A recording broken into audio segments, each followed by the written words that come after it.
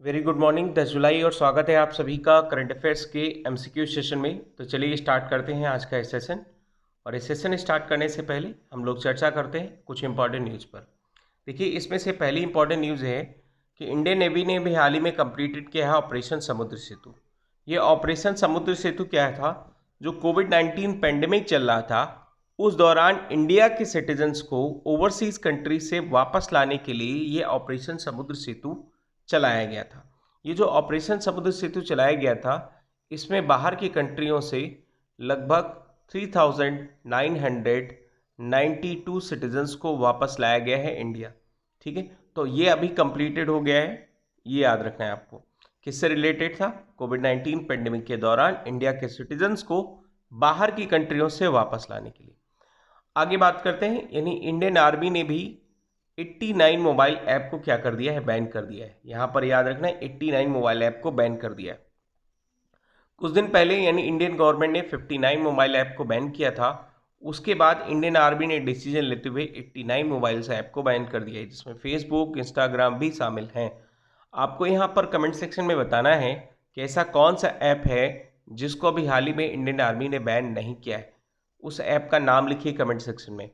आगे बढ़ते हैं। आगे बढ़ने से पहले आपको बता दें कि एग्जामशाला को फॉलो कर सकते हैं आप वेरियस सोशल मीडिया साइट्स पर, जैसे कि टेलीग्राम है, इंस्टाग्राम और फेसबुक, जहां मिलते हैं आपको डेली अपडेट, और अपडेट आपके एग्जाम के पॉइंट ऑफ व्यू से काफ़ी इंपॉर्टेंट होते हैं। तो आगे बढ़ते हैं यानी क्वेश्चन नंबर फर्स्ट पर। और क्वेश्चन नंबर फर्स्ट में हम लोगों से पूछा है कि लैंड यूज इंटेलिजेंस सिस्टम, ठीक है, लैंड यूज इंटेलिजेंस सिस्टम अभी हाल ही में किस स्टेट गवर्नमेंट ने लॉन्च किया है? तो देखिए, इसका सही आंसर क्या है? इसका सही आंसर है उड़ीसा। उड़ीसा ने भी हाल ही में लैंड यूज इंटेलिजेंस सिस्टम को लॉन्च किया है। ये चीज़ याद रखना है। अब क्या है लैंड यूज इंटेलिजेंस सिस्टम? आइए इसको समझते हैं। सबसे पहले हम लोग को यहाँ पर बात करें लैंड यूज इंटेलिजेंस सिस्टम, तो ये क्या है? ये एक web and mobile based solution है, जिसके तहत यानी गवर्नमेंट लैंड को भुवनेश्वर में मॉनिटर किया जाएगा, ठीक है, थ्रू द सैटेलाइट इमेजनरी के द्वारा।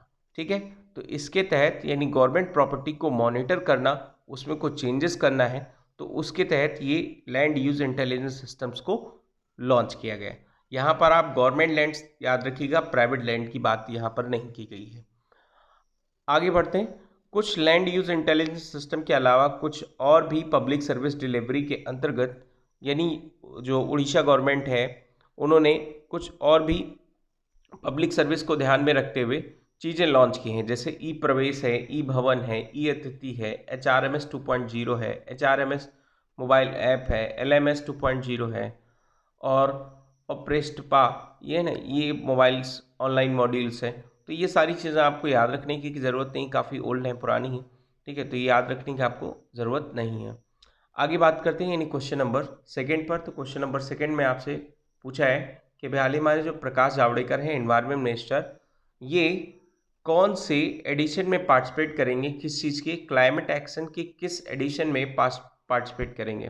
तो इसका सही आंसर पहले हम लोग जानते हैं, फिर हम मिनिस्ट्री ऑन क्लाइमेट चेंज पर बढ़ते हैं। तो यहाँ पर आप देखिएगा इसका सही आंसर क्या है? इसका सही आंसर है फोर्थ।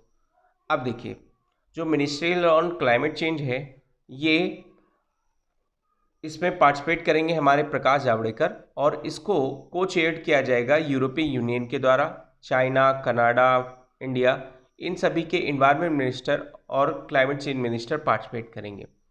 इसमें मेन फोकस क्या होगा? देखिए, मेन फोकस ये होगा, जो पेरिस क्लाइमेट एग्रीमेंट हुआ था 2015 में, जिसको COP21 के नाम से जानता है, ठीक है, तो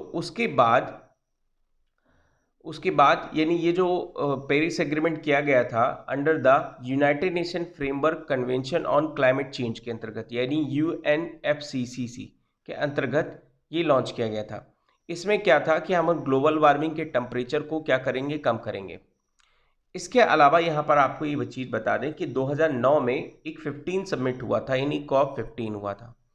उसमें कोपेनहेगन, डेनमार्क और डेवलप्ड यानी जो डेवलप्ड कंट्रीज़ हैं, उन्होंने एक गोल डिसाइड किया था कि हम हर साल जो डेवलपिंग कंट्रीज़ हैं उनको $100 बिलियन देंगे, जिससे कि वो अपने यहाँ पर क्लाइमेट चेंज में टेक्नोलॉजी को अडाप्ट करके जो हमारा एमिशंस है यानी कार्बन एमिशंस है या जो हमारे यहाँ पर ग्रीन हाउस गैसेस का एमिशन है उसको रिड्यूस कर सकें। ठीक है, तो अभी तक ये इम्प्लीमेंट नहीं हुआ है, तो इसको इम्प्लीमेंट करने के लिए इस पर मेन फोकस होगा। पहला मेन फोकस किस पर होगा, फिर से आपको बता दें कि जो पेरिस क्लाइमेट एग्रीमेंट है उसको, उसके जो नॉर्म्स है उसको क्या करना, इम्प्लीमेंट करना। और दूसरा यानी डेवलप्ड कंट्री के द्वारा जो डेवलपिंग कंट्रीज हैं उनको हर साल $1 ट्रिलियन का जो फंड प्रोवाइड किया जा रहा है, किया जाता होगा, उसके लिए यानी जो अभी तक मिला तो नहीं है $1 ट्रिलियन का ये एग्रीमेंट जो किया गया था, तो इसको इम्प्लीमेंट करने के लिए भी यहाँ पर मेन मुद्दा होगा। ठीक है, ये चीज़ याद रखना है आपको। आगे बात करते हैं यानी क्वेश्चन नंबर 3 पर। तो क्वेश्चन नंबर 3 में आपसे पूछा है कि भी हाल ही में कौन सा ऐसा कंट्री है जो फर्स्ट मेजर इकोनॉमी बन गया है न्यूक्लियर पावर से, मतलब न्यूक्लियर पावर को अडॉप्ट करेगा और कोल्स को पूरी तरीके से फेज आउट करेगा, यानी कोल जो रिएक्टर हैं उनको हटा के पूरी तरीके से न्यूक्लियर रिएक्टर्स को अडॉप्ट करेगा। तो इसका सही आंसर हम लोग जानते हैं, इसका सही आंसर है जर्मनी। फिर इसके बारे में हम लोग चर्चा करते हैं। देखिए, जैसा कि अभी हम प्रीवियस क्वेश्चंस में डिस्कस करके आए हैं कि जो हमारे यहाँ पर ग्रीन हाउस गैसेस हैं, ग्रीन हाउस गैसेस से ग्लोबल वार्मिंग टेम्परेचर बढ़ता है।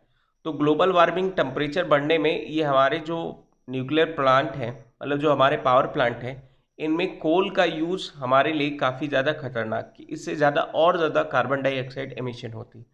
तो कार्बन डाइऑक्साइड एमिशन ना हो इसलिए जो डेवलप्ड कंट्री हैं और बहुत सारे जो कंट्री हैं वो आप क्या कर रहे हैं, एनर्जी ट्रांजिशन कर दें। एनर्जी ट्रांजिशन का मतलब है कि आप रिन्यूएबल एनर्जी और न्यूक्लियर एनर्जी पर ध्यान दे रहे हैं।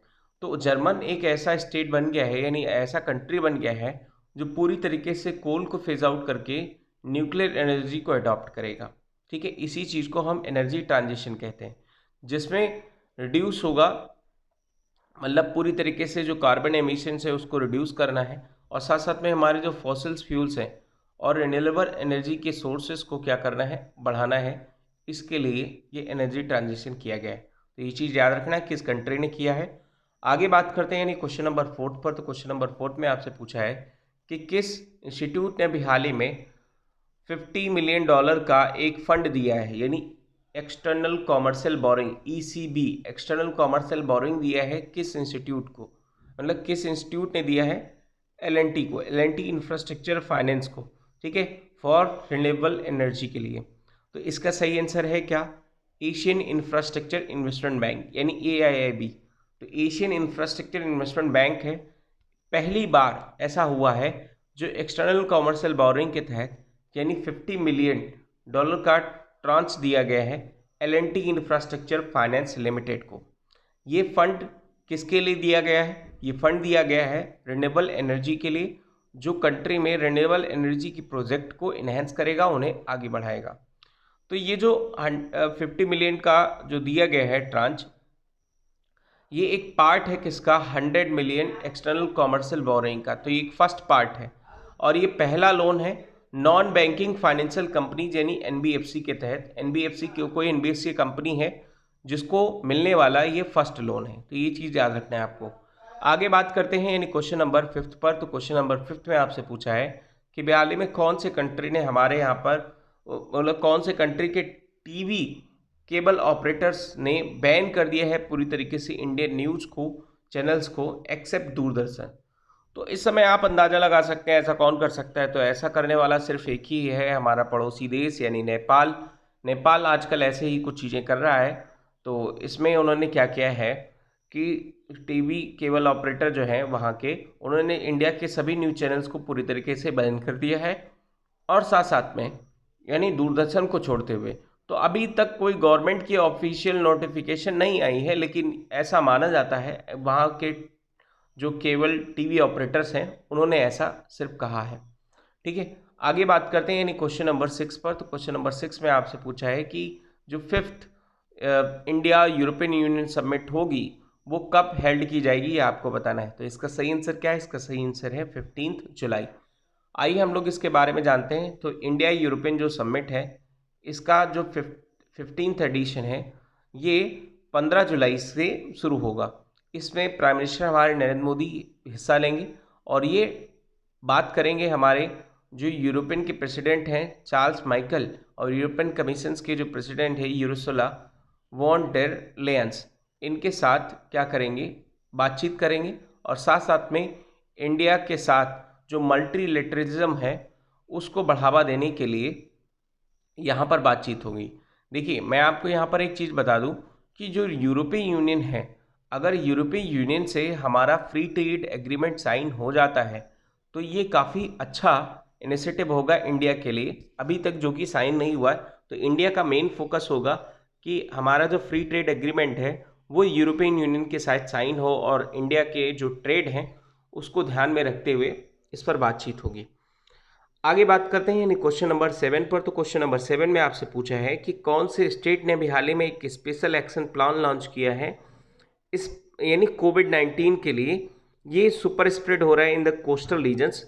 तो कोस्टल रीजन से जुड़े हुए सारे स्टेट हैं, लेकिन आपको यहाँ पर बताना है कि किस स्टेट ने अपना स्पेशल एक्शन प्लान लॉन्च किया है। तो उसका सही आंसर क्या है, केरला। अब इस स्पेशल एक्शन प्लान में क्या है खास, हम लोग चर्चा करते हैं। देखिए, सबसे पहले स्पेशल एक्शन प्लान की हम बात करें तो जो कोविड-19 है फिर से इसके बहुत ज़्यादा केसेस आने लगे हैं, तो उसको ध्यान में रखते हुए जो कोस्टल रीजन्स हैं यानी जैसे हमारा तिरुवनंतपुरम डिस्ट्रिक्ट है वहाँ का, तो वहाँ पर नई गाइडलाइंस अभी जारी की जाएंगी और जो पेशेंट हैं उनको क्विकली आइडेंटिफाई किया जाए, कॉन्ट्रैक्ट ट्रेसिंग की जाए, डोर टू डोर टेस्टिंग की जाए। ठीक है, इसके लिए यहाँ पर ये स्पेशल एक्शन प्लान लॉन्च किया गया है। इसमें कहा गया है कि हम क्या करेंगे, फिर से क्वारंटाइन कंपलसरी करेंगे। किसके लिए, जो क्रिटिकली इल पीपल हैं यानी पहले से ही बहुत ज़्यादा बीमार हैं, कोई प्रेग्नेंट वुमेन है, कोई चिल्ड्रंस है। ठीक है, इनके लिए इस पूरी तरीके से एक रिवर्स क्वारंटाइन जो है वो सिस्टम शुरू होगा केरला में। अब हर जगह शुरू होगा क्योंकि केसेस लगभग बहुत ज़्यादा बढ़ रहे हैं। ठीक है, आगे बात करते हैं यानी क्वेश्चन नंबर 8 पर। तो क्वेश्चन नंबर 8 में आपसे पूछा है कि जो कॉमेडियन है जगदीप अभी हाल ही में पास हो गए। तो ये काफ़ी जो है नॉर्मल क्वेश्चन है, यानी काफ़ी आपका देखेंगे काफ़ी आसान सा क्वेश्चन। तो इसमें आप देखेंगे कि जगदीप अभी हाल ही में जो कॉमेडियन थे एक पास हो गए 81 के एज में, बीमार थे काफ़ी, और इन्होंने कॉमेडियन का एक रोल किया था सुरमा भोपाली। कौन सी फिल्म में एक्ट किया था, एक्टिंग की थी? तो इसका सही आंसर क्या है, इसका सही आंसर है शोले। ठीक है, शोले आपने सभी ने मूवी देखी होगी, तो उसमें ये जो रोल थे उन्होंने ये किया था जगदीप ने। जगदीप जो है ये फादर हैं किसके, जावेद जाफरी के। तो ये भी चीज़ याद रखना है आपको। आगे बात करते हैं क्वेश्चन नंबर 9 पर। तो क्वेश्चन नंबर 9 में आपसे पूछा है कि हर साल 6 से 8 न्यूक्लियर रिएक्टर्स को प्लांट किया जाएगा। किस कंट्री ने भी हाल ही में ये डिसीजन लिया है 2025 तक हम लोग पूरी तरीके से 6 से 8 न्यूक्लियर रिएक्टर्स को बिल्ड करेंगे? तो इसका सही आंसर है क्या, चाइना ने ऐसा ये डिसीजन लिया है। चाइना ने कहा है कि हम 6 से 8 न्यूक्लियर रिएक्टर्स को हर साल क्या करेंगे, बिल्ड करेंगे। और ये क्या करेगा, 17 गीगावाट को लगभग 43.5% की जो हमारी इलेक्ट्रिसिटी कैपेसिटी है उसको इन्हेंस करने का काम करेगा। पूरी तरीके से यहाँ पर जो फोकस है, फोकस ये है कि जो मेनलैंड चाइना है यानी चाइना का जो मेनलैंड है वहाँ पर अभी कोल फायर प्लांट है। जैसा कि हम लोग डिस्कस कर रहे थे, यानी जो अभी एक क्वेश्चन डिस्कस किया था जर्मनी से रिलेटेड, वहाँ पर हम लोगों ने देखा था कि जो कोल फायर प्लांट हैं, इन कोल फायर प्लांट में सबसे ज़्यादा कार्बन एमिशन होता है। तो उसको ध्यान में रखते हुए, एयर पोल्यूशन को ध्यान में रखते हुए, अब चाइना की गवर्नमेंट ने कहा है कि हम 6 से 8 न्यूक्लियर रिएक्टर्स को पूरी तरीके से क्या करेंगे, बिल्ड करेंगे। और अब चाइनीज़ गवर्नमेंट का एम है पूरी तरीके से 58 गीगावाट की कैपेसिटी को 2020 से बढ़ाना, जिसमें से 30 गीगावाट अंडर कंस्ट्रक्शन अभी चल रही है। ठीक है, आगे बढ़ते हैं यानी क्वेश्चन नंबर 10 पर। तो क्वेश्चन नंबर 10 में आपसे पूछा है, जी हाँ, कि इंडियन रेलवे ने भी हाल ही में प्राइवेट ऑपरेटर्स के लिए जो है कहा है कि कितने प्राइवेट ऑपरेटर्स हैं जो कितनी ट्रेन्स यहाँ पर चला सकते हैं, यानी कितनी ट्रेन्स को प्रपोज किया है कि प्राइवेट ऑपरेटर्स के द्वारा रन की जा सकती है। तो इसका सही आंसर क्या है, 151 जो है ट्रेन वो इंडियन रेलवे के द्वारा अभी कहा गया है कि प्राइवेट ऑपरेटर्स से इसके द्वारा चलाई जाएंगी। देखिए, रेलवे मिनिस्ट्री ने 8 जून को अनाउंस किया था कि जो भी प्राइवेट पार्टिसिपेशन है उनमें वो दे दें, और उसके बाद 151 ट्रेन्स रन की जाएंगी प्राइवेट ऑपरेटर्स के द्वारा। इसमें से 109 जो होंगी वो ओरिजिन डेस्टिनेशन से रिलेटेड होंगी। तो अब ये नई ट्रेनें जो चलाई जाएंगी प्राइवेट ऑपरेटर्स के द्वारा, इनमें वर्ल्ड क्लास फैसिलिटी दी जाएगी, यानी अच्छी फैसिलिटी दी जाएगी, ये ऐसा गवर्नमेंट का कहना है। ठीक है, अब ये प्राइवेट ट्रेन्स भी चलाई जाएंगी, प्राइवेट ट्रेन जो होंगी वो कोई भी प्राइवेट इंस्टीट्यूशन है, कोई भी प्राइवेट ऑर्गेनाइजेशन है, उसके द्वारा चलाई जाएंगी। तो हमने जैसा कि इसमें बात की कि नई टेक्नोलॉजी को इंट्रोड्यूस करने के लिए जो वर्ल्ड क्लास फैसिलिटीज़ देने के लिए ये प्राइवेट ट्रेन्स को शुरू किया गया है। यहाँ पर संख्या याद रखनी 151, और इसमें से 109 जो होंगी वो 109 ओरिजिन डेस्टिनेशन से स्टार्ट होंगी। ठीक है, तो ये चीज़ याद रखना है। अब हम लोग आज स्टैटिक जीके में डिस्कस कर रहे थे यूपी, यानी यूपी डिस्कस क्या आज ही से शुरू किया है। तो उत्तर प्रदेश में यानी यूपी काफ़ी खास है, क्योंकि यूपी नहीं देखा तो इंडिया नहीं देखा। जी हाँ, यूपी की कैपिटल आप लोग जानते हैं लखनऊ, नवाबों का शहर। सीएम सबसे चर्चा में है, सीएम योगी आदित्यनाथ। गवर्नर जो हैं वो आनंदीबेन पटेल हैं। एरिया, अगर एरिया के बात के हिसाब से करें तो पूरे ऑल ओवर इंडिया में इसकी 4th पोजीशन आती। और पॉपुलेशन के हिसाब से तो सभी जानते हैं सबसे फर्स्ट स्थान पे है, यानी यूपी। यूपी के आपको बता दें, यूपी जो है पूरे वर्ल्ड में यानी 5th पोजीशन पर आता है। यानी पूरे वर्ल्ड में 4 ऐसे कंट्री हैं जो यूपी से आगे हैं। उसके अलावा यानी यूपी की जो रैंक है वो 5th पोजीशन पर है पॉपुलेशन के हिसाब से, तो काफ़ी ज़्यादा पॉपुलेशन। डेंसिटी अगर हम बात करेंगे तो 820, और उसके बाद यहाँ पर लिटरेसी रेट की बात करेंगे तो 67.68% है। लेजिस्लेटिव असेंबली यानी विधानसभा सीटों की संख्या 404 है, और उसके बाद लोकसभा सीटों की संख्या कितनी है 80, राज्यसभा सीटों की संख्या 31। आगे इसके बारे में हम लोग डिटेल से चर्चा करेंगे अगले सेशन में। तब तक वॉच करते रहिए एग्जाम साला, और stay safe, stay secure. Thank you for watching. God bless you all.